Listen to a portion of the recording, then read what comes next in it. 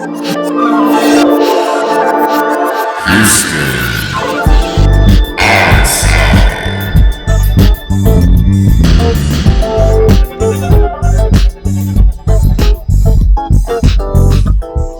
is going on, everybody? Welcome to the Houston Ensemble podcast. We have an amazing guest today, Dan Wilson, legendary guitarist, legendary living guitarist of the day. Plays with all sorts of amazing people. I'm going to let him tell you that, but we are so grateful to have him on, and we're so happy that as musicians, we've been able to have on amazing musicians that really are telling us about what's going on and just kind of sharing experiences. So Dan, thank you for coming, man. Appreciate it. Hey, thank you guys for having me. I appreciate it. I have no idea what we're going to talk about today. So. Right. That's how we like to keep it. And, you know, in the most cliche sense ever, it's like you're just going to take a solo on the podcast. Yeah. You did there. Another cool thing that we found out, Dan is from Ohio. I'm from Cincinnati, but I think you're from Akron? That's correct, yeah. Okay, cool. I have not actually been up there. And you went to, I don't know how to pronounce it, Hiram? Hiram. Mm-hmm. Hiram College. Yeah. And people would probably be like, you must have gone to Juilliard. Oh, no. Dan, give us the lay of the land. Talk to us about just your upbringing, who you are, what you're about. Sure. Yeah, born and raised in Akron, Ohio. Pops was a dentist, and my mom was a judge. And you know, I grew up in the church, like deep in the church. So like. In this particular church, everybody played music. It was just kind of like the thing to do, you know. There were we had service on Tuesday night, Friday night, and Sunday morning and Sunday night. So, you know, about age 11, you know, my dad taught me how to play the drums, and by taught me how to play the drums, I mean like he said, this is how you hold the sticks. And he played a beat and then went upstairs and continued watching cowboy movies. And so, you know, off of that really in-depth lesson, I just kind of really, you know, just got obsessed with music. Like, and then, you know, he also played bass. So I was like, can you show me how to play bass? Same kind of deal. This is your 1, 4, 5, you know. Went back upstairs. So I spent a ton of time down there. You know, music is just something that captured my imagination. And when I turned 13, my dad remarked that, you know, in our local church, we need a guitar player. So we went to Guitar Center, and he got me this cheap imitation version of a Strat.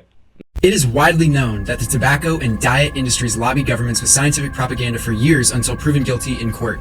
The artificial treatment of our water is the next corporate deception. For example, virtually every nation in Europe has rejected the use of artificial fluoride. International studies since the 40s have repeatedly shown that endocrine and neurological effects increase after repeated consumption, even at the levels accepted by U.S. government. Epic Water Filters is the most thorough industry-grade filtration system that Houston Ensemble has ever used. They reduce heavy metals upwards of 99.5%, such as lead and mercury, bacteria like E. coli, and poisons like chromium, nitrate, and fluoride. Join us in our journey to living a toxin-free life and get your Epic Water Filter using discount code Houston Ensemble, lowercase, one word. That's Houston Ensemble, lowercase, one word, for 20% off your Epic Water Filter. It was like $50, and then that's where I really made my home. And it was nice in this particular church. The music was driven by guitar. Like the band was usually 2 guitar players, bass, drums, piano, and 1 or 2 people played tambourine. So, and we had devotional service. That was kind of the model of the service. And so, just constantly getting that reinforcement, that musical reinforcement, really kind of helped propel me along. Wow. You know, before we start recording, you said something that I've been trying to explain to people myself for a while. And there's this thing that a lot of people subscribe to, which is the notion that if one person tells me that's not enough, I need like 2 or 3 or 4 or 5. So let this be at least the number 2. Dan Wilson, explain why you said to us, you said you couldn't pay me to live in New York. Oh, man. Well, first of all, let me say the disclaimer.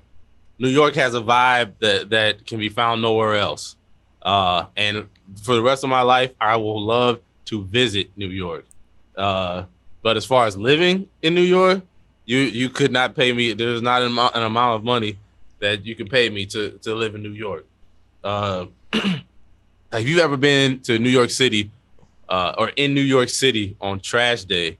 It is the most disgusting occurrence, the most disgusting smell that could pass through your nostrils. I mean, it's just like it's a really engulfing type of scent, and it's just too many people. You know, I'm you know, I like my hometown, and you know, I'm grateful for all the connections that I made on the East Coast and all the amazing people I met. But you know, before I ever started playing music, I was an outdoorsman. So, you know, I've been hunting since I was 8 years old, and you know that's something that was just passed down in my family since right after slavery. So that's a big part for me, and Ohio is a great place to do that. Right. I mean, the outdoors are important to you. So if the outdoors are important to you, and they are to me, by the way. Also, I grew up outside in my childhood. So yeah, I definitely see what you're saying. I also I try to make people understand, and Chad, you can take the wheel after this. It's like, just because this was a mythological place to be 100 years ago or 50 years ago, it probably means it's not a mythological place anymore, because it's been a while. You have to look at it, and also don't take it too personally. Like, we're talking about this arbitrary political border. We're not talking about the people. We're not talking about the culture. Obviously, New York is one of the dens of the greatest musicians and artists of all time. That's not no one's. But yeah, I was. But check it out though. Even if we're talking about jazz, where was Coltrane from? Philly. Right. Where was Thelonious Monk from? North Carolina. Where was Jimmy Smith from? Philly. Where's George Benson from? Pittsburgh. You know what I'm saying? There was there's something to all these people congregating in one place, but they had to develop somewhere else. Mm-hmm. You know what I mean? So part of my goals, you know, part of my goal is to help develop my local scene also, you know, while maintaining connections with the East Coast and going to New York. I love going to New York to play. I love going to visit. One of my favorite things about the city is just walking down the street and hearing, you know, 5 different languages within a city block. Yeah. You know, that's something that we could definitely take a page out of New York's book in that case. Where they could learn from us is affordable rent. You know? I mean, like, what do you know about Houston? Have you had much experience in Houston? I just played there. Actually, I had a rare gig during the pandemic back in November with this amazing trumpet player from Trinidad named Etienne Charles. Oh yeah, Etienne is ridiculous, man. He's sweet. Yeah, he's a great dude and an incredible musician. And there's this place called the Camera, Houston. Oh, I remember that. I actually remember seeing that ad for that's like an arts foundation. Yeah, in Houston. It was sweet, man. We played the theater there was amazing, and you know I've heard a lot of things about how Houston is really diverse. There's a Mm-hmm. large East African population that moved in, and just people from all over the place. It's a cool city. Yeah. Yeah, it's considered the most diverse city in the United States. It's And- pretty fascinating driving to Africa Town and then driving to India Town and then driving to like anything. Thai. Like, Thai Town, Chinatown. There's Vietnamese sections. It's so sweet. And then you can eat all the food in the world that you want. Yeah. And then on top of that, there's actually a pretty sweet music scene. It's pretty there are a lot of cool places, and you can see music somewhere every night, all sorts of different styles, whether it's like deep Latin, Cuban, whatever, or like straight jazz or church, obviously. Yeah, I mean, think about all the killer musicians that came out of Houston. Yeah. Robert Glasper, Eric Harlan, most recently, my man's name, James Francis. Oh yeah. You know, great dude. You know, he's making some serious noise right now. It's I love to see it.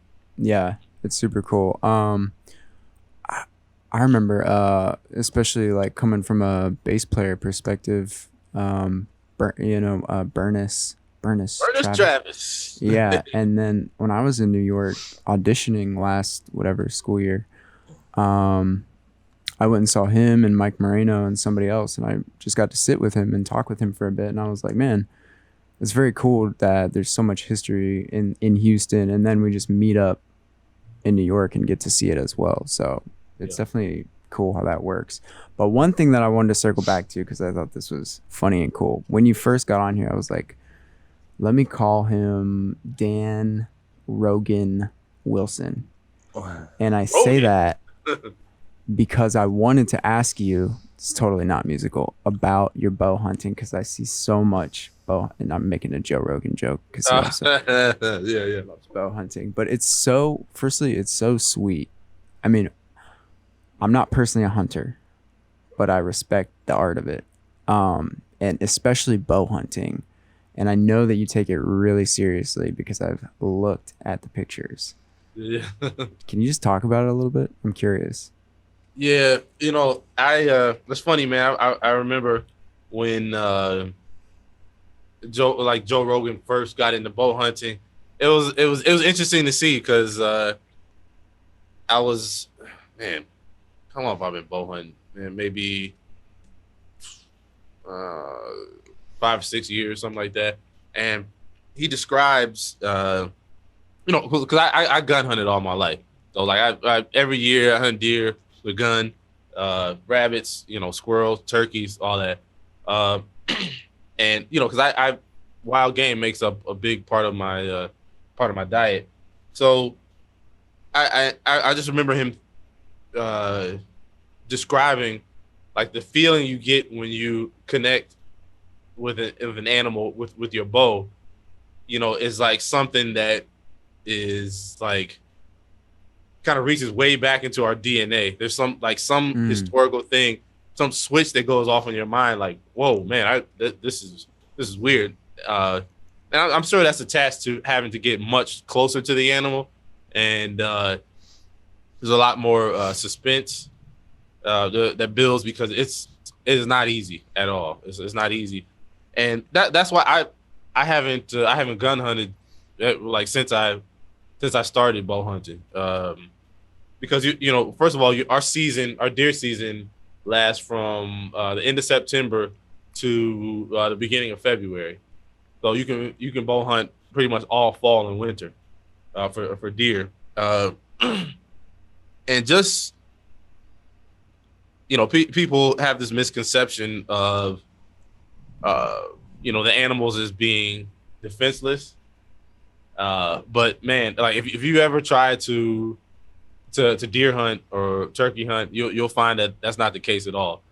You have to, especially bow hunting, you have to pay attention to wind direction, weather. I'm constantly on my weather app on my phone, like, okay, we got a north wind, so I can only hunt this part, because deer have their strongest sense is their sense of smell. So if the wind is wrong and your wind is blowing towards them, that's gonna ruin your hunt every time.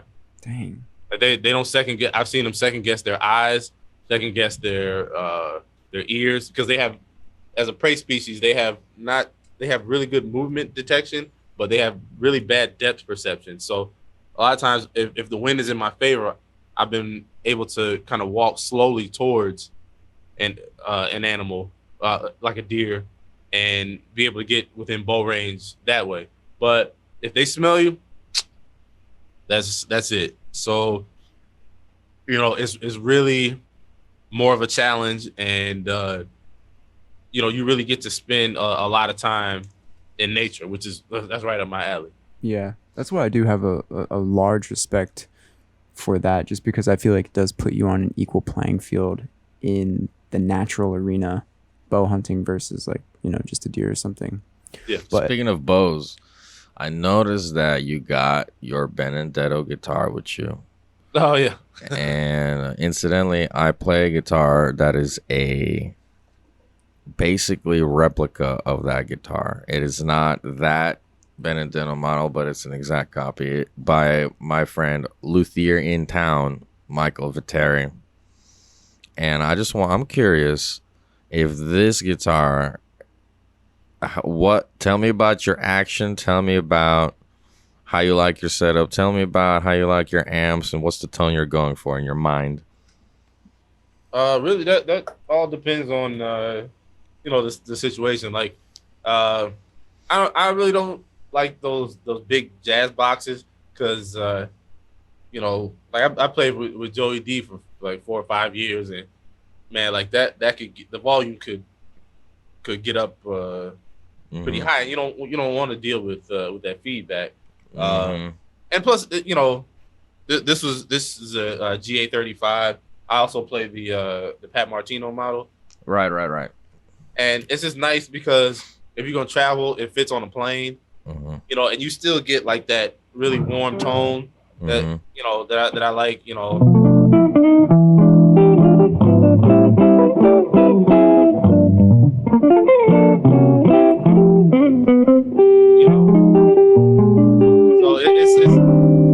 it's not.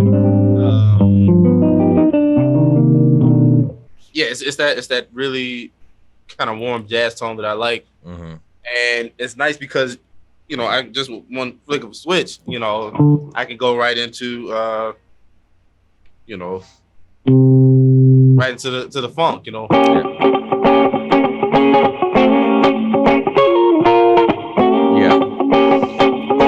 So that I like the versatility. This is a really versatile guitar.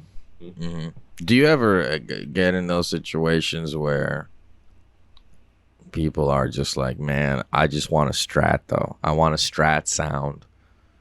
You know what I'm talking about? There's some people that literally are so obsessed with that specific Strat tone. You could be on that setting on that guitar, and to me that's fine. That can be funky, but it's not a Strat, so yeah.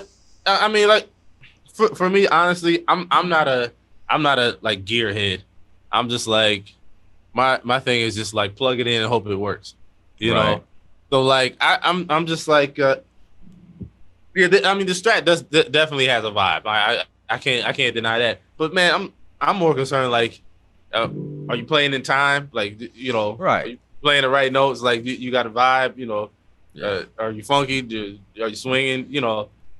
That's more my thing. But but I can definitely understand that. I'm not like completely tied to any particular instrument. I'm just like, if it sounds good, it's good.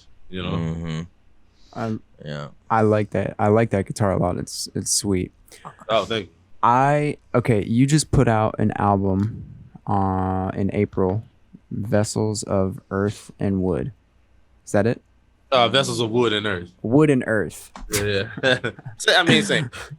Vessels of Wood and Earth. So everybody who's listening, I highly recommend you check it out. So far, I've listened to like half of it, and it was sweet. So I really, really dig it. What? Can you talk about that a little bit? Because you got some sweet people on there, and the tunes are awesome, and the title is interesting, and I thought it looked really awesome on the front. Oh shoot, thank you, man. Yeah, that we recorded that album in 2019 actually. And when let's see, about a year or two after I joined Christian McBride's band, I was thinking about, man, I really like to put out an album of my own. And I was just doing mostly sideman stuff.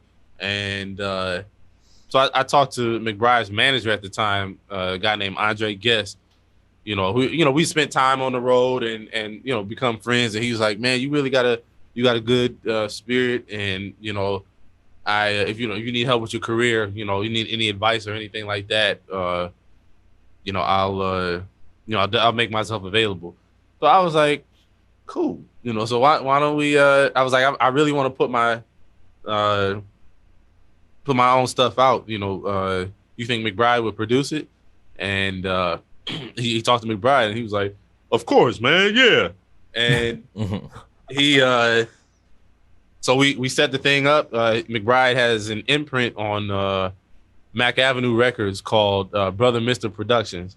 So I was the first non-Christian McBride artist to Cool.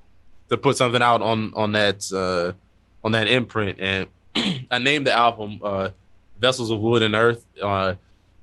It's from this scripture in 2 Timothy, I believe, where it says, in a great house there are not only vessels of silver and gold, but also of wood and earth. So, and I took that to mean that, a lot of times we focus on the, kind of exterior shiny things.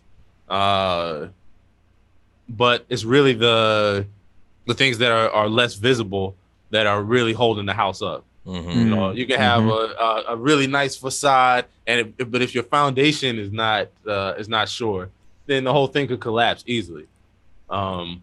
So when and that kind of was a metaphor for what I saw, and not to bash New York, but every jam session I would attend in New York, there'd be like a line of like 6 or 7 horn players who all wanted to take a 20-minute solo on impressions, and the rhythm section would just be getting beat up, man. I mean, I felt so sorry for him. Like, the horn players were all solo first, then piano, then bass, then they want to trade with the drummer. I was like, man, this is rough.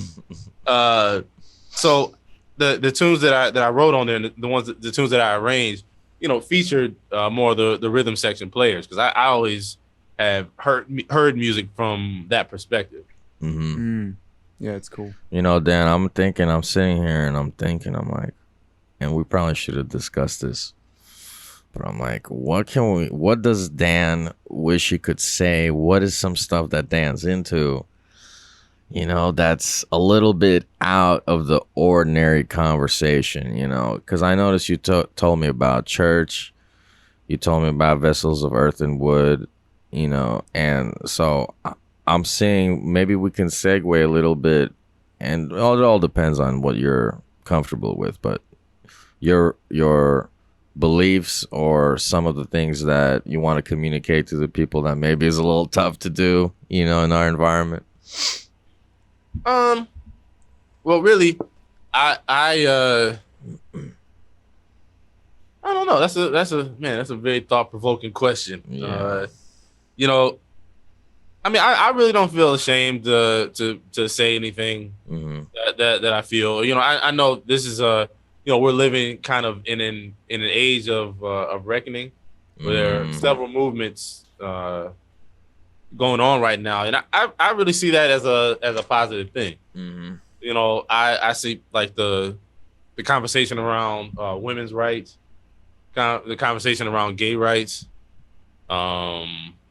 the conversation around basic civil rights for African Americans. That's a conversation that is continuing to this day, and I will be continue to be a vocal proponent of that. So yeah, I mean, as far as that, like one thing that perspective that I've been considering is coming from this. There's a great author named Anand Giridharadas. He's a New York Times. He was a former New York Times contributor. He just released a book called Winners Take All, where he takes kind of a critical look at philanthropy and how it's kind of used as reputation laundering or reputation scrubbing for the super rich. Oh yeah, and, that's you know what I mean. Does it talk about how Rockefeller started that trend? Yes, yeah. Okay. Like just did all these terrible things in his business life, but then in order to protect his reputation, donated millions of dollars. And he just talks about how in order for he talks about how philanthropy cannot replace justice. So it's not a substitute for justice, and how sometimes justice involves the loss of power, and that's what a lot of oligarchs or people who benefit from an unjust system can't seem to part with. That's what philanthropists can't seem to part with. Yeah. So and he makes a point. He says, in order for Black people in this country to receive justice, the slave owners, their way of life had to die. They had to relinquish power. They weren't just going to do it out of the goodness of their heart. So and even when I see the state of race relations today and some of the circumstances that Black people have to live under, a really uncomfortable conversation with the white community at large is, are you willing to share power? Not because it's a different thing. Like, for example, I'm not a chauvinist. I don't consider myself a chauvinist, right?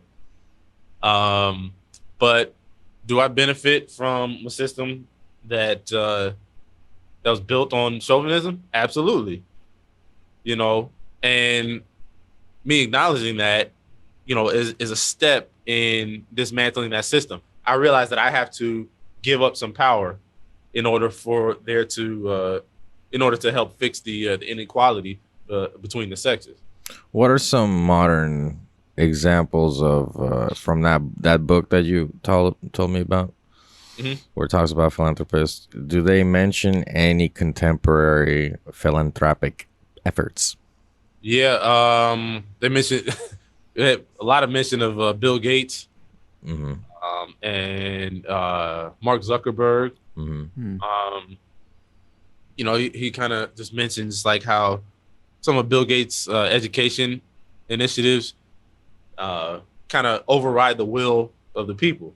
If there's really no reason for his vote to mean more than, say, mine or yours. If it's not about making a software making a software program.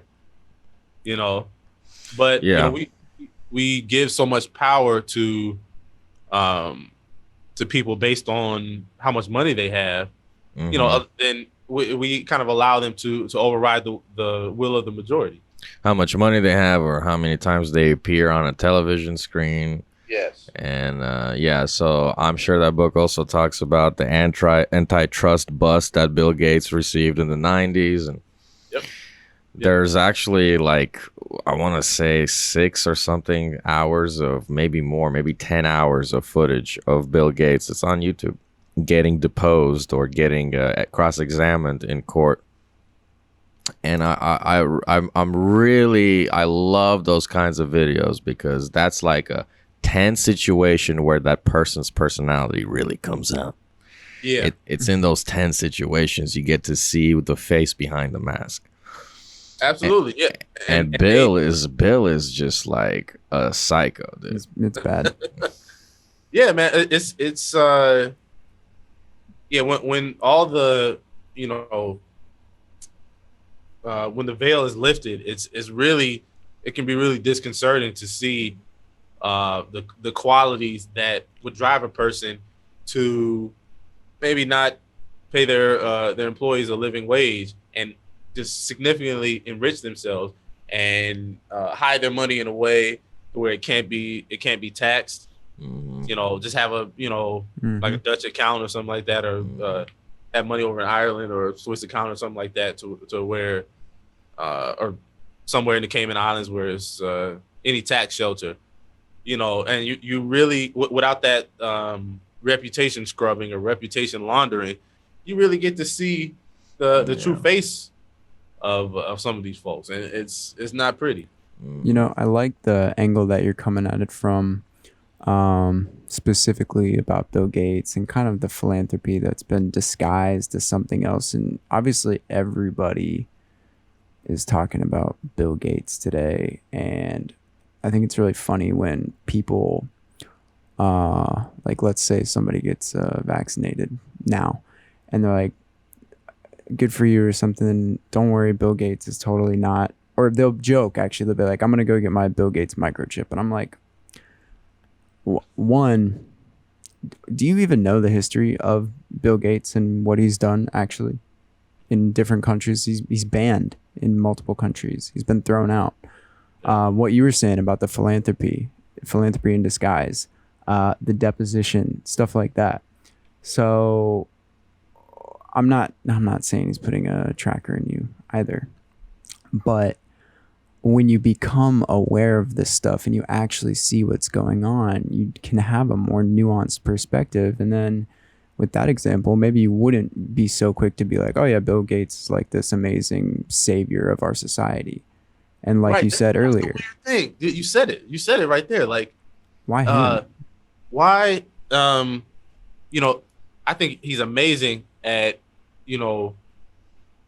at what he was qualified to do. But, like, I think you said it, like, he's not the savior of our society. I mean, you can't use, private solutions for these very public problems. Mm-hmm. Like I don't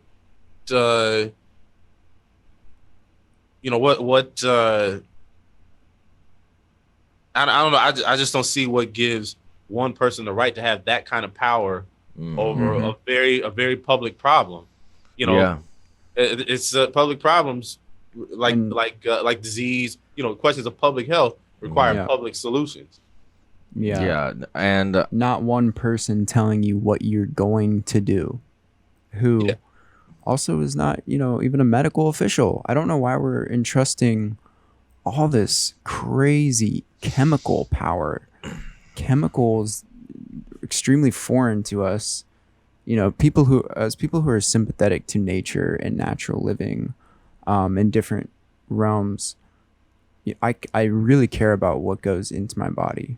Of course, I'm not perfect. I'm not eating like just fresh fruits all day. I'm gonna get there eventually. Right.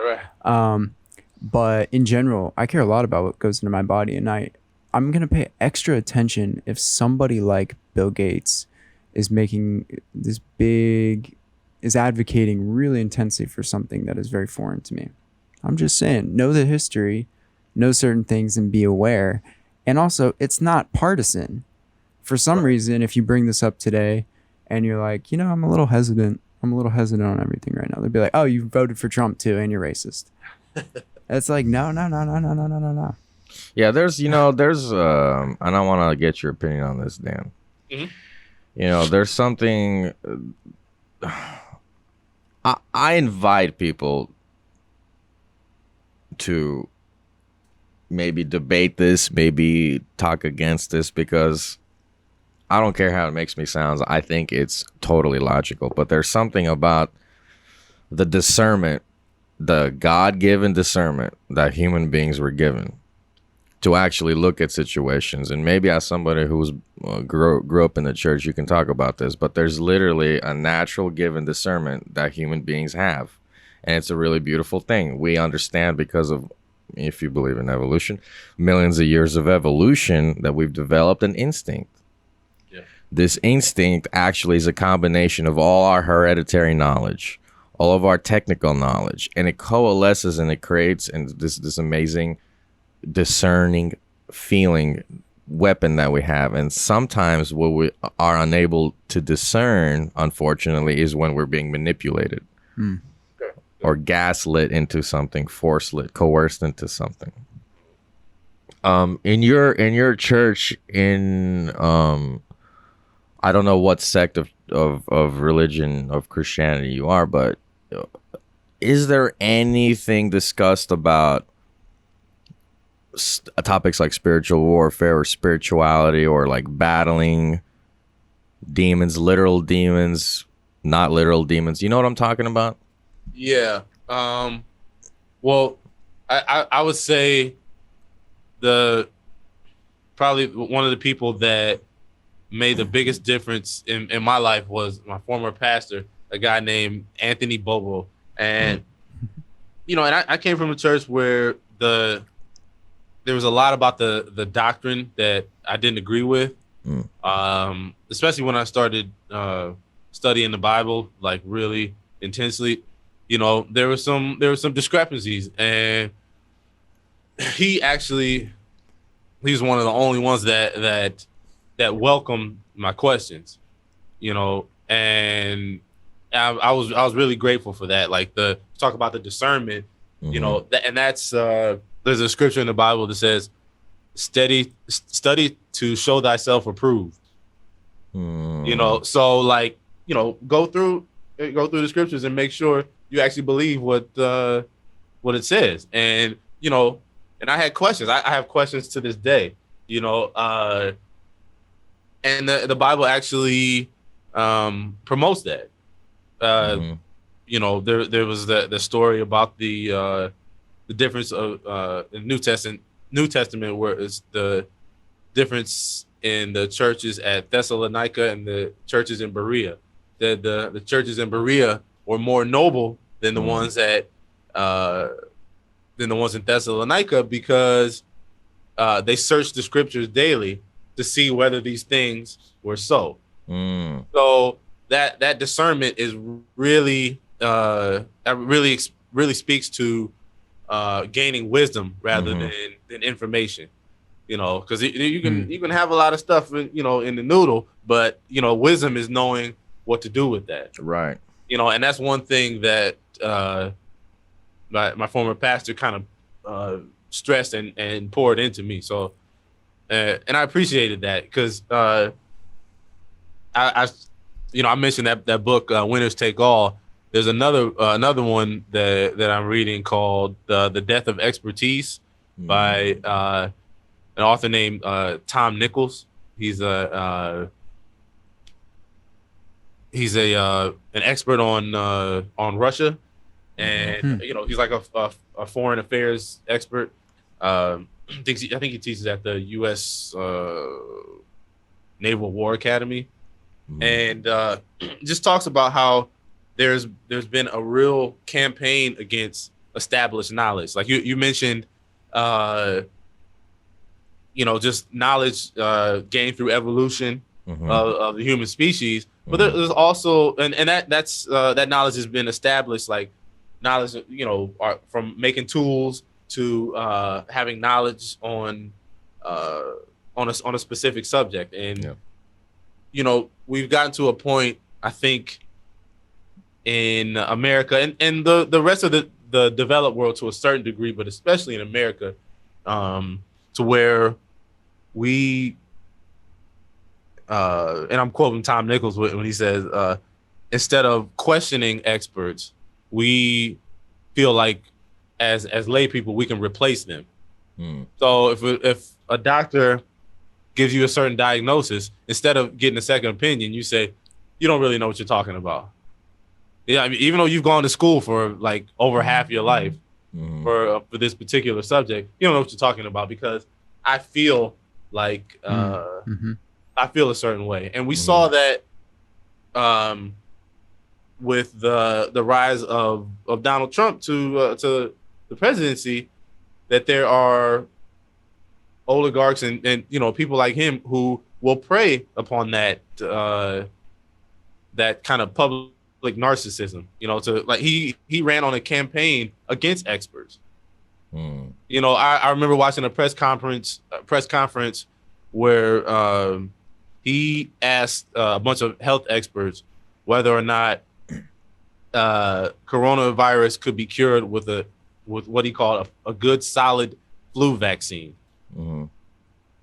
You know, and that was like a serious question. I couldn't believe it, but you know, that's something we've seen. There's all this established knowledge from people who are experts in their area, and you know, lay people will just be like, well, no, I just feel that's not the truth. You know, I have these alternative facts. You know, it's a little strange. It's a strange time. You know what that reminded me of? What I'm seeing a lot today is, I think that's really important what you were saying, like lay people thinking that they have the answer. But then as I'm thinking about that, I just realized that we were talking about discernment, and maybe that discernment that we all have is also maybe a little part of that. Now, nobody should be walking around being like, saying like, oh yeah, I know all about biochemistry, when in reality you don't know about biochemistry. But what I'm noticing today is that, so you'll have an expert say something, and then you'll have an expert say something to the contrary. And then there is currently in our country this divide, when if it's not what the official narrative is, like let's just say a doctor says something different about cures. Like we actually had a doctor on the podcast a long time ago, like 7 months ago, who was in the BBC News. He was on CNN. He was on the Houston Chronicle. His name is Dr. Joe Verone, and he's really famous here in Houston. And we had him on because he was on the news talking about how he was using hydroxychloroquine to help people with COVID. And this is a big guy. And I was like, okay, I would love, I want some controversy on here. So let's bring him on. And he was gracious enough to come on. And so he's an expert in his field, actually, like studied pulmonary, went to France, studied with Luc Montagnier, who is the doctor who found the HIV virus, or kind of discovered that and went through it. And so I was like, okay, Joe, talk to us about hydroxychloroquine, because it's become so political on TV right now. I'm not sure what to think. And you're on the news saying you use it, blah, blah, blah, blah. And he says, okay, hydroxychloroquine has been used for a long, long, long time. It's nothing new. What I found in my practice, he runs a practice here called UMMC here in Houston. And he said, what I found is if you use it early on in somebody with symptoms early on, it works. It diminishes the symptoms. It's an antiviral. It does a good job. Since then, I've developed an even better protocol, which is called Math Plus, which has steroids, cortisone, vitamins, etc. And what I like about him, it's not political with him. He's like, I used it. It's been a long-standing drug. It worked. Now I found something better. Now I'm using that. Please don't politicize it. So to the expert thing, we have an expert being like, oh my God, you can never prescribe hydroxychloroquine to anybody. But then you have another expert saying, well, I did, and it was fine. And actually I've evolved and made something better. So we're just in this conundrum. That's important to note that, first of all, experts can be wrong, and experts can have varying techniques or opinions. But as a lay person in that situation, I try to look at, okay, does the vast majority of the scientific community say on that, or what does the vast majority of the medical expert community say on that? Sure. Yeah. So instead of kind of living in an echo chamber and and coming from the perspective from the perspective of what would validate my opinion, like what is like, it's crazy. I had a guy come up to me a long time ago after one of my concerts. He's like, man, I loved it, man. It was great. like jazz is just great, man. You know, you can talk over it. You know, it's meant to be in the background. You know, it's meant to be relaxing. Like he was really schooling me, you know, about what jazz is and what jazz is supposed to be.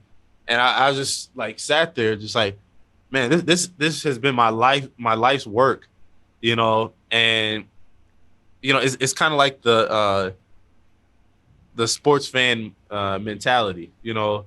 It's where, you know, you get a bunch of people sitting on their couches or sitting in the stands talking about how sorry LeBron is for whatever, Right. Yeah. you know, and they can't run a mile in under 20 minutes. Right. Yeah. You know, it's really strange, you know, like all these people telling you know,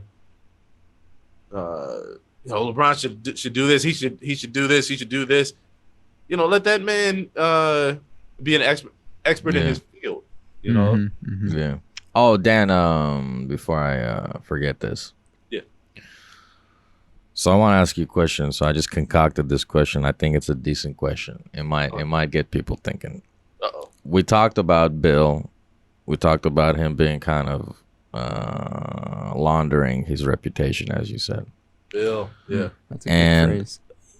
We also see that his word has kind of become the law on many issues. And yet we see that discrepancy between his reputation and what he's advocating.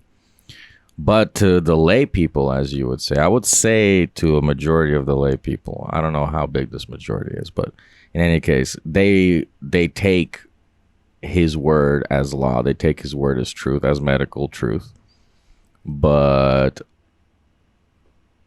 so where do we draw the line between discerning whether someone is full of, you know what, and then also discerning whether someone is legit enough to be giving that advice, you know, because we investigated a little bit on Bill and we realized that he's a shill of a sort. So then can we do the same due diligence on others? And like I said, you know, when do we know when to trust, you know? Yeah. Well, that's the thing. Like, I think we have to be, just as citizens, just as the citizenry. I think we're responsible for making ourselves as informed as possible. I mean, you know, if you live long enough, you know, you realize that certain things about life just don't have a simple answer. And you know, being you know, partisan to a fault or being nationalist to a fault, you know, is easy. That's easy. That you get easy answers. You know, you can feel good about yourself at night. You know, you can realize, you know, you don't have that feeling that, wow, there are things that are outside of my control. You know, that's kind of a tough pill to swallow. You know, if you've been, you know, kind of fed this diet of this kind of McDonald's diet of life. You know, there's a reason why McDonald's has billions and billions served. You know, it's quick, easy. You know, no matter what it's doing to you on the inside, you know, it's quick, it's easy, it's tasty. I mean, like, you cannot tell me McDonald's fries are not good going down. You know what I'm saying?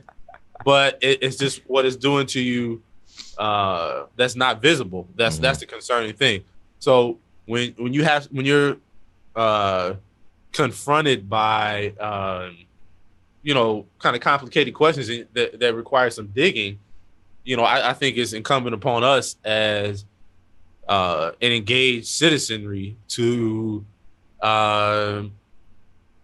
you know, to do as much research as possible and kind of be okay with the fact that we're not going to have the answers to everything. We're not going to have easy, you know, end all be all answers for everything. Drive through answers or drive through lifestyles and Yeah. Oh, well, I feel like when you're thinking about those easy answers and you're thinking that you might not ever have the answer, then you also have to be like, what do I believe at all from anybody? And especially when too. you see the special interests today, you're like, oh man. Yeah, I want to stay topical because we could talk about so many people, but I want to stay topical because it's also a good example to go around. But Bill, again, huge vested interests, multi-billionaire, his money is everywhere. Who's in his pocket? Whose pocket is he in? Yeah. And is that important when you're looking at a $1 billion company advocating for something? Yes. Yeah, You know, and yeah. where did his lobbying interest lie? Exactly. That's with some of these multi-billionaires, that are on the surface so concerned about social change. I'm curious as to where their lobbying interests are. Yeah. What are they? What types of policies are they lobbying for in Washington? That's a really important thing to be made aware of. I want to speaking of making aware of while we're on this, and maybe we can go back to music after, but I want people to be aware of, just look into Margaret Sanger, look into North Carolina, Chapel Hill, 1910 eugenics department, and the transformation of these departments in the U.S. government into their modern versions today. Look into the Rockefeller Foundation antitrust laws. Look into how Rockefeller started this trend of covering up your reputation with this so-called philanthropic efforts. Because it's big stuff. I think musicians need to understand this stuff too. A lot of times musicians don't look into business whatsoever, and that's a beautiful thing that we can do that. Yeah, we can focus on that. And but also a tremendous upgrade to our life can happen if we also look into the dirty parts of the world and how our music can benefit from that. Just being aware overall. I'm going to totally shift it back to more of a musical thing. People are going to be watching this, Dan, and they're going to be like, how do you live your life as a jazz musician in Ohio and not in a more central location like New York? Can you kind of give us the rundown of like how that goes for you practically? I think, if you look at kind of the history of even popular music, not just jazz. You look at somebody like, or some era like the Motown era, like the Funk Brothers of Detroit, not the Funk Brothers of New York. So there's always been a strong musical population in the Midwest. And all those guys were jazz musicians. Even today. You look at Gladys Knight's band, Leon Turner, Elijah Gilmore, Joey Green on bass. Those are all guys that I play with in Cleveland. That's like an all Cleveland band. So the music is definitely here, and it was kind of coincidence that I really like living here. I started to notice, like, man, there's some bad musicians around here, and now it's just about creating more local opportunities, and partnering with these clubs and establishing a rapport with some of these establishments. Like, hey, okay, you pay us a respectable rate, we're gonna give you a quality product, or a quality music scene. And just give us an outlet, to start cultivating an audience. Because like a lot of these Midwestern cities that, were historically music towns. If you just reach back, 20, 30 years, like one generation, So, and I'm definitely, I'm not above getting on a plane and going to New York or driving. It's just 7 hours up the road. That's not bad. Yeah, that's nothing. So and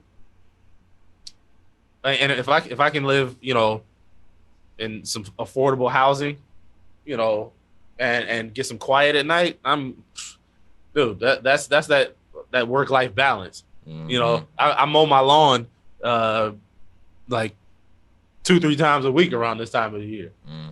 You know, I love that, and but I still get in the hours on my instrument. You know, yeah. Speaking of getting hours on your instrument, let me talk you through how I do it, and then tell me if it resembles what you do whatsoever. Okay. I often don't find like I have a lot of time to do the kind of college level practicing that I used to. But what I can do is, okay, let me ask you this. Do you ever, this is kind of crazy, but do you ever watch a movie or a show and you're just purely practicing ergonomics? Just pure technique, right? Yeah. Oh, yeah. Like all the time. Like all the time, right? Yeah. Yeah. Is so? Do you ever, now you're playing, and sometimes I bet you find yourself thinking, "Dang, like I'm not even really all focused on my instrument," but I noticed that my brain is like pretty relaxed about getting some of these ideas out, even though I'm like technically watching a show. What is that about? Have you figured that out? I think it's just getting your mind accustomed to functioning a certain way. Like I'll be I used to do this all the time, even when I was doing like those 8-hour practice days, like when I was younger. Now I can't really. I actually, since I have a young kid and another one on the way, I really don't get much time to play at home. Well, congratulations. Oh, thank you. Yeah. But I got an office downtown that I got an office during the pandemic, so I could kind of be isolated and teach online. And the way I teach, you know, I'm always playing. I'm always demonstrating stuff for my students, so I'm always getting time behind the instrument. You know, like I set up my whole teaching structure on my website, and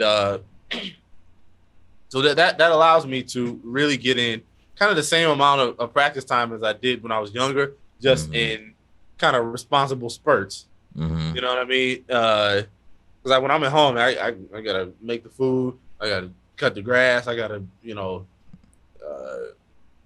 all this stuff. But when I get to my office, that makes me kind of be structured, like actually more structured than I was when I was younger, and just consumed by the instrument. And I also have a thing where I keep a working playlist of songs that I want to learn, or just tunes that I like. Every time I get in my car, boom, I'm turning on music and I'm practicing in my head. You know, don't let me have a car ride to New York. I'll get inside like 7 or 8 albums. You know, like this past a month ago, I went up to, I had a couple gigs in New York with Christian McBride, and man, the drive up there, man, I like got into some stuff. I was bumping Joe Henderson. Like it was my playlist was a little wacky. It was I listened to like all the Outkast albums. Oh, cool. It was crazy. But I was gonna say real quick, could you even just, I wanted to ask you this, and I'm glad you brought it up. Could you just expand like more specifically what you're listening to right now? So you said Outkast albums, you said some Joe Henderson. Yeah, man. I have this playlist. What is this thing called? Called Heavy Listening. So, what is this thing? So the tunes that are on there right now, there's this tune called Chance by Kenny Kirkland. You ever heard that tune? Oh yeah. Oh, I saw you play it. Dude, that's one of my favorites. That's a rough tune, man. Yeah. It's kicking my butt, man. Just, you know. Yes.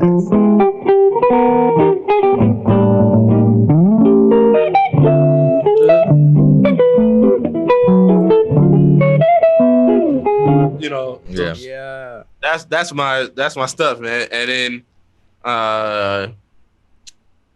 there's this tune called Little Flamenco, Chick Corea, Yeah. off the Origin album.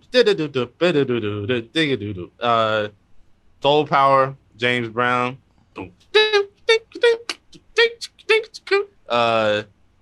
There's this album called what was the name of that album? Oh, Patato y Totico. It's Afro-Cuban because I'm really kind of heavy into that style of music. Joe Henderson, Mode for Joe. What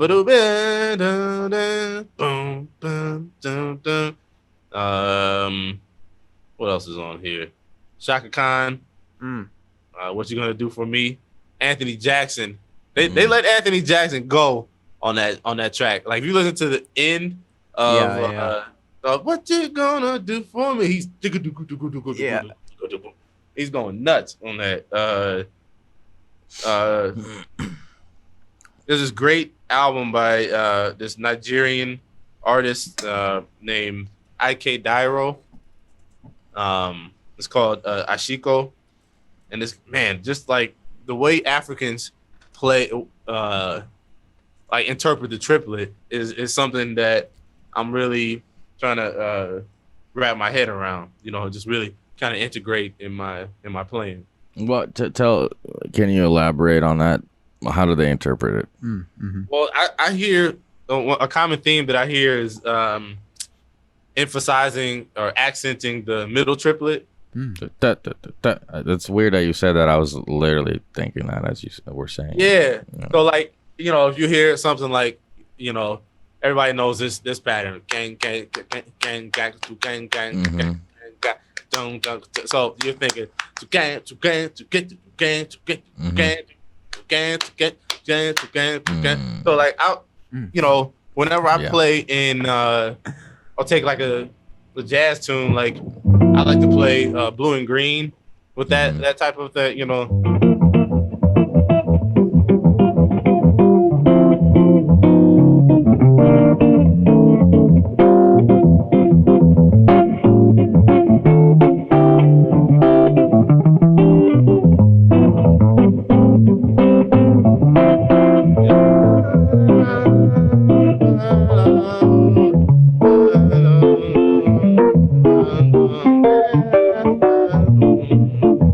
Sorry about my singing.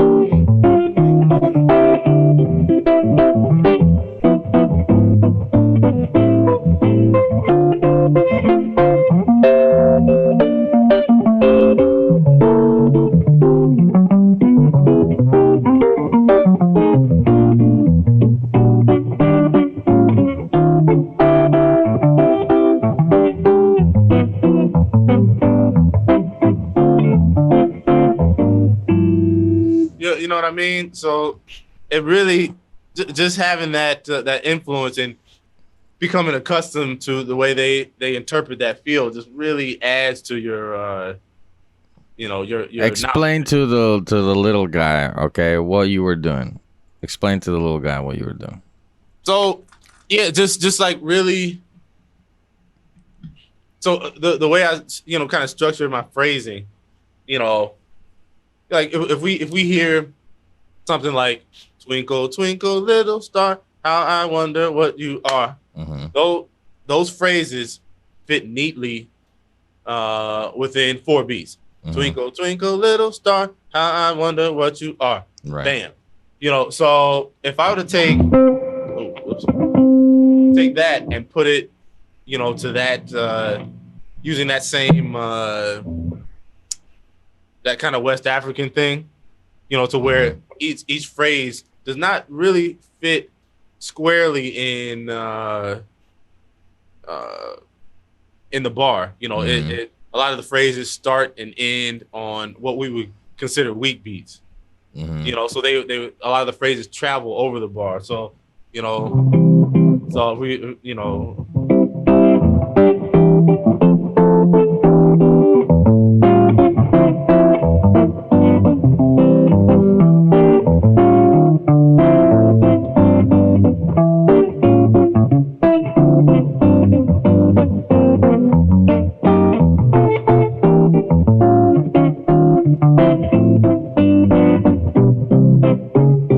You see what I'm saying? So, I'm taking gang, gang, gang, gang, gang, gang, gang.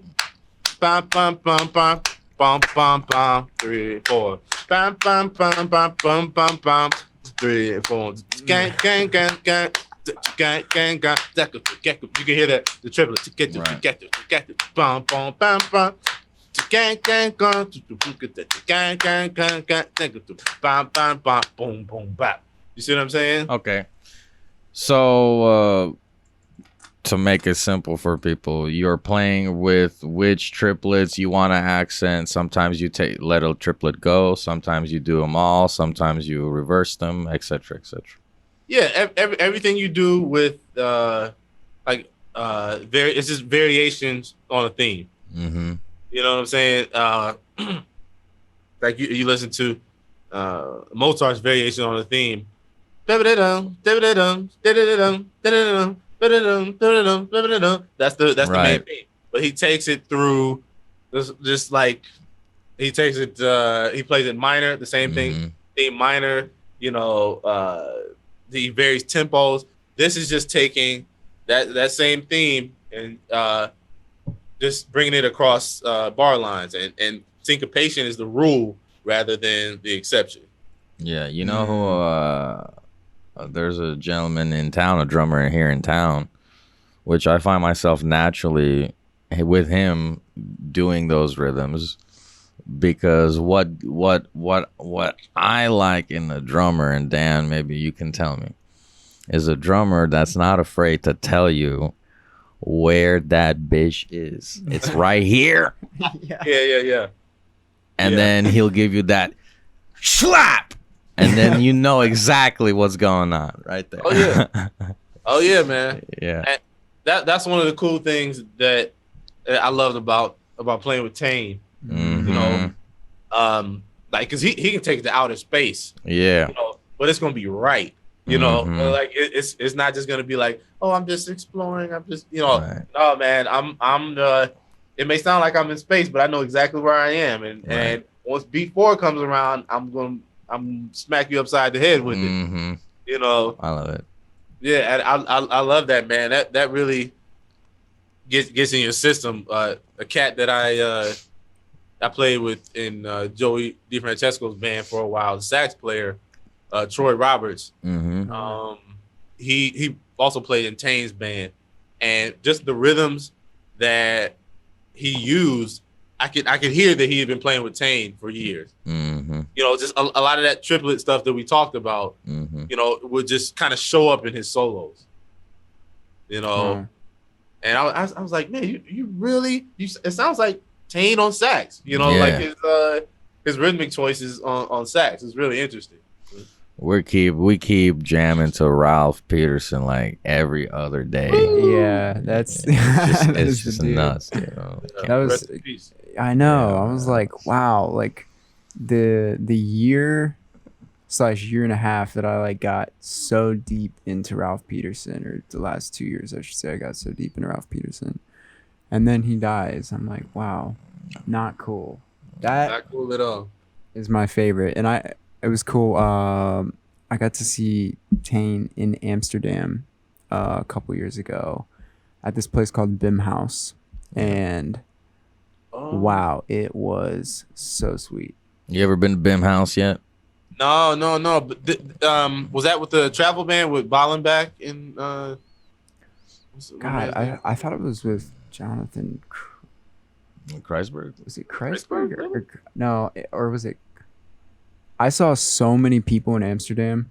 Yeah. I cannot remember like all the different amalgamations of groups. Like I saw like Lionel Loeke with like 3 different groups in Amsterdam. Mm-hmm. That guy. Yeah. Wow. Insane. Wow. Like totally crazy. I saw him with his trio. So it was him, this Italian upright bass player, and then this other Italian drummer actually. And what was funny was he started the show with, he's like, do any of you people know like this app? Like maybe you only know it if you're a music person, called iReal Pro. Right. And the bass player was the guy who invented that, which I thought was crazy.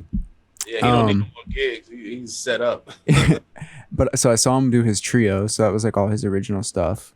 Yeah. And then I saw him another time with Chris Potter and Dave Holland and not Marcus Gilmore. Another amazing drummer, Eric Harland. Eric Harland, yeah. That's easy. I also saw Marcus Gilmore with a different group, and like I saw so many people. I was so amazed, and they all came through while I was there. I saw Roy Hargrove's second to last concert in Europe, and that was sad. Terrence Blanchard and the E Collective. Herbie's coming to Texas here soon. Yeah, you gotta check him out before it gets too late. Man, that guy, just what a incredible musician, man. Just all the different periods. It's just like it's amazing, man. He just always. There was a video that I showed Armin the other day. Just going with that. John Batiste posted it. Maybe you already saw it. It was John Batiste and Herbie in the studio or something, and they were just doing like this total like crazy synth dance party type track. It kind of sounded like a Rocket-esque type thing. Yeah. But I was like, this is so sweet, and it's just so cool to see that. And like Herbie's so, he's a timeless guy. Yeah. You're like somebody's at this age really making that music, and you're like, yeah. Oh yeah, he was messing with synths before most people anyway. I think he was the first I think according to his book Possibilities, he was the first owner of a synth. Wow. Like he was the guy who he worked on it. I forget the guy's name, and they created it together. And that was the first like synth keyboard.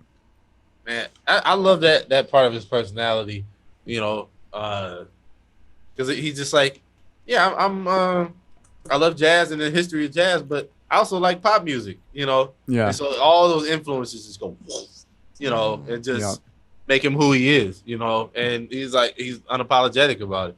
Like there's an immense pressure to either live in the traditional camp or the camp where, oh man, Miles Davis is old, man. That's old school. It's like, why would I check out Louis Armstrong, man? That's old, man. Like, man, I can't be a member of either one of those camps. Right. Yeah. You know what I'm saying? Because like for me, Louis Armstrong sounds just as fresh today as he did in 1920. Oh, you know what I'm saying? Or 1930. But I also, I grew up came of age in the 90s. So like I'm a hip hop head too. Mm-hmm. So I have to find some way to reconcile that. Like I'm not just gonna ignore it. Yeah, that's a ridiculous thing. It's not jazz after 1960 or whatever it is they say. Yeah, it's I feel like there's a sweet, like in the time that we live in right now, there's this sweet coming together of all these different types of music, especially more like in the hip hop, jazz, futuristic, techno, like all this stuff coming together. And that's some of my favorite, or just even like some modern people. Like I've been listening to this guy. I'm sure you probably heard of him, Brent Burkhead, who plays alto. Brent Burkhead, put out. He's like a sax player. I forget who's all in the band, but just put out an album, and it's like pure, just like fire swing, but there's something modern about it. Yeah. It's so tight. And I just love hearing that. I want to hear modern people swing too, like hard. Right. It doesn't have to be amorphous. Right. And that's one thing that I don't dig the super floaty stuff so much, like because I love drums so much, and I like like dance rhythms, but I definitely like it as change in atmosphere, but eventually I want to go back to time, what I mean? Man. That's the church in me, man. I want some of this, Yeah, man. That is so funny. And Dan, just to say, I love being in Houston because recently I did get a church gig, and it is more like actual like gospel music, and I didn't grow up in that realm because I grew up like totally Catholic, very boring. So it's been really cool for me in the past like 2 months or something to like learn all these sweet tunes and kind of get hip to just this whole other side of music that I didn't get to play so much. Yeah. And just learn a bunch of stuff. And now like, especially in like the crazy modern gospel tunes where it's just like all these nuts hits, nuts chords, going to it and seeing exactly what they're doing. And actually when you figure it out, it's nothing like magic or anything. It's not crazy, but it's just the way that it's all put together sounds so freaking sweet. Yeah, man. Yeah. I'm kind of partial to like gospel in the 90s, like, you know, that good choir music, like John I love P. that Key. too. Yeah. I love that for sure. I do miss that, man, because like I go back and listen to that. There's this tune. What's that?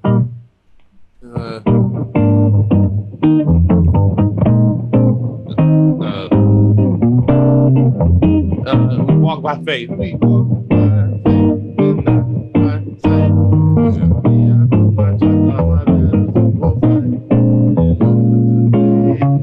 Like, you know, there's like, you know, it was really well written songs. Like, Yeah.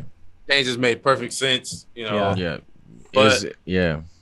I don't know, man. I sometimes I do feel like a grumpy old man when it comes to that, because I, you know, kind of came up in that. And I'm like, wait, this what I'm hearing right now is not funky. You know, that's the that bothers me a little bit. But you know, I admit my own bias. You know, in that case. Well, sometimes what seems to be lost is just the melody. I mean, here you were just playing a nice, beautiful diatonic melody with some decent little lush seventh chords, and it's like there's nothing wrong with that. And also, what you gonna sing when you get home? Like, some things are just really complex sometimes, and I love it too. Like, I went to school, I get it. You know, it's really fun. But yeah, there's absolutely nothing wrong with wanting some melody. And I have a question for you regarding composition. I asked Peter this, and pretty much his answer is kind of more or less how I feel about it. But do you write? Are you the guy that writes from inspiration coming to you, or are you a guy that can actually physically sit down and decide, you know, I'm gonna get a tune done right now? You understand what I'm saying? Yeah. So, you know, it's kind of either a concept or like a groove has to hit me. Right. You know? Yeah. It can't just be like, okay, my tune is gonna be a 9/8, and I'm gonna you know, I can't do that. It's like I keep, you know, some voice memos on my phone. Like I don't know. Where's this thing? I'll play this for you. This is gonna. Oh, inside scoop. Yeah, this is some mess that I. This is May 11th, 2016. I still haven't finished it yet, but this is something I just heard. So.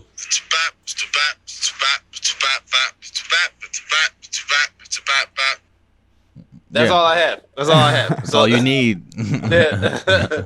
So like it's gonna be swinging. You know, it's just something I heard. You know, I didn't realize that. You know, until I heard it back that's in 9. You know. You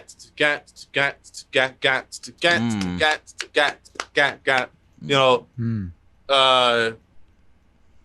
but that's what I write. So like that could be like a theme. That's gonna be a theme of something. I don't know when it might show up in a tune, but if I have a theme, then everything can grow from that. If I don't, then I can't. You know, nothing can really happen. Yeah, I feel that. Yeah. Are we gonna ask?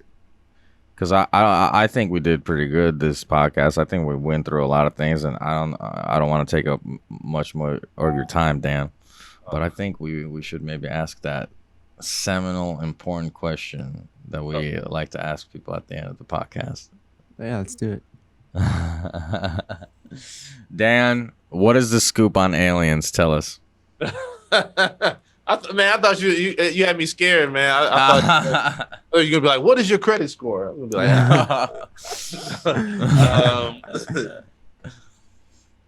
I don't know, man. I just you don't know about that one. No, man. When I was playing with Joey, we were supposed to have a gig in Roswell, New Mexico. Wow. That's sweet. But ended up getting canceled. So, Oh, so I don't know. I could have had an answer for you. Dang. You know? all right. One maybe they would more. have beamed me up. I don't know. One more. Yeah. What about the Masons? What about the Masons? Yeah. I don't get them, man. Like like some of those secret societies. I'm like, I feel like remember Bill Lumbergh in Office Space, or no, one of the Bobs. Like he was like, what would you say it is you do here? You know, Right. So that's how I feel about the Masons. Yeah. We're just, hey, I might send you a documentary. I don't want to scare you when I send it to you, but I might send it to you off air. Okay, all right. Just Miles was a Mason. Yeah. Really? I didn't know that. Sammy Davis Jr. Mason. Yeah. Louis Armstrong. Louis Armstrong. Yeah, my dad was a Mason, but I used to ask him like, "What do you guys do?" They Like, don't ever tell you. They don't ever say. Yeah, like I never got like a straight answer. I was like, "What?" I really felt like what is that character? Bob Slidell in Office Space. Yeah, You know, he's not in the loop. Yeah. Yeah, what do That's you do here? interesting. Do you know what degree your dad was? I don't. Okay. I'm gonna ask him when he gets here next week. But Yeah. You know what? Maybe we can do a podcast. We'll schedule another one. We'll have you and your dad on. Yeah. oh man, And we'll do the Masonic Jazz Cast. that's gonna be out, man. Yeah. But Dan, bro, thank you so much for doing this today. It was so cool. Just on a whim. So everybody who's watching, this was and is and will be Dan Wilson, legendary guitarist. Make sure to check out his most recent album. Say it one more time for me so I don't mess it up. Vessels of Wood and Earth. Vessels of Wood and Earth. And we're going to link everything in the description of this video. We're going to link Dan's social media, the album, other stuff, etc. And, music is the great unifier, as we like to say, and it's all about love at the end of the day. And art, music, love, people make us go forward. So, anyway. Yep. We're going to link all of Dan's stuff. We're going to link his album, his website, his socials. This has been Houston Ensemble. I think Dan was about to say something. Yeah. Yeah, just one more thing. First of all, you both you guys have really good podcast voices, and Armand, has anybody ever told you that you kind of look like Seth Rogen? Oh no, they haven't told me that. No. You haven't. No. Am I crazy? Seth Rogen's. Which one's Seth Rogen again? Like Pineapple Express. Pineapple Express. I sound like him or I look like him? Look like him. That's the first thing I thought of when we signed on. I was like, is that? Should I take that as a compliment or? Man, Maybe just a little like Seth Rogen. Maybe from the side, I could see it from the side. Seth Rogen, he looks good today. Also a Mason, unfortunately. Man, what is going on with these Masons? Jeez. I'll send you the documentary soon. All right. Boom. Dan, thank you, bro. We'll talk to you soon, and we'll send it to you. Obviously, I'll be in touch with you regardless. So have a wonderful rest of your day. And yes, sir. You too. We'll see you eventually. All right. Y'all take it easy. All right. Peace out. Peace.